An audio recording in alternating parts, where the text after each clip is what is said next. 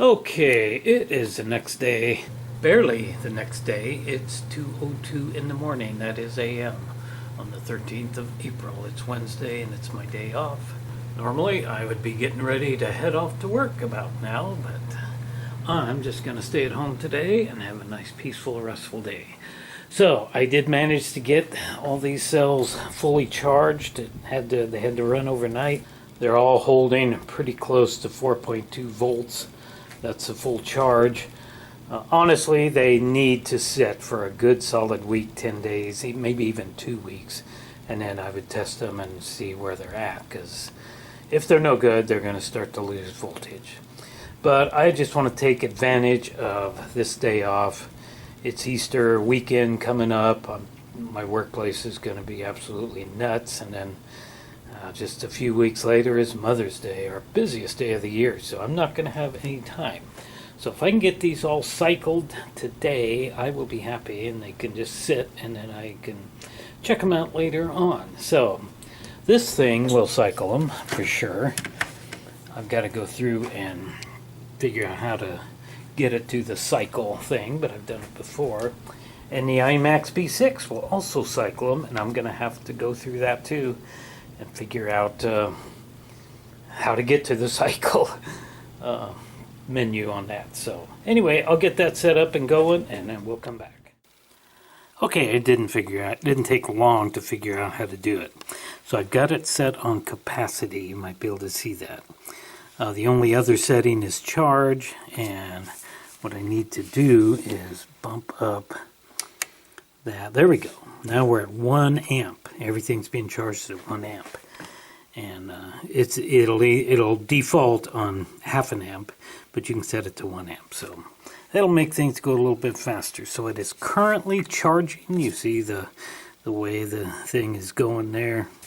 Let's see, do that again. You can see the way it's going.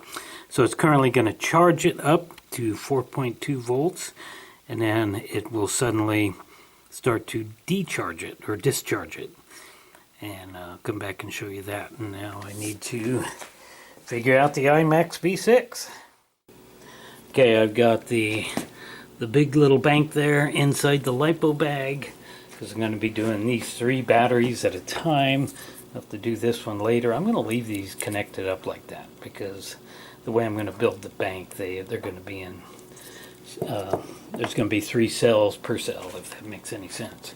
So again, I figured this out pretty quick. So we got it set on discharge. The amps won't go any farther than that. It won't let me bump them up. So we got it set at 1 cell. So let's hit start. It's going to check. And it says you're good to go. So just hit start again. And now we are, what are we doing there? We are charging. Now we're discharging. I can't really see it through the viewfinder very well. Yeah, we are discharging. Yeah, okay. I thought I would charge it up first and then start the discharge. Anyway, I guess it's discharging rather than charging it up, so a little bit different than the other charger. So we'll come back and look at these later. And just how fast, this cell here on the far right has already started discharging. So it took it all the way up, and now it's going to discharge it all the way down to 3 volts, I believe, to what's considered dead. And it'll give me a milliamp reading there. And then it'll bring it back up from dead back to full eventually. It'll take pretty much all morning to do that. And then I'll have a milliamp reading on that.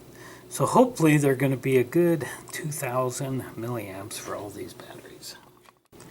And I'm not sure about the iMax, but I believe it's charging it up.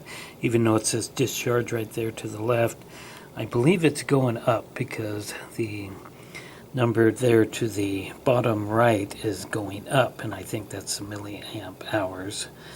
And of course that's in the middle is the time. So yeah, so it'll go all the way up to 4.2, and then then it'll start to discharge. And again, it's gonna take a good part of the day, I think.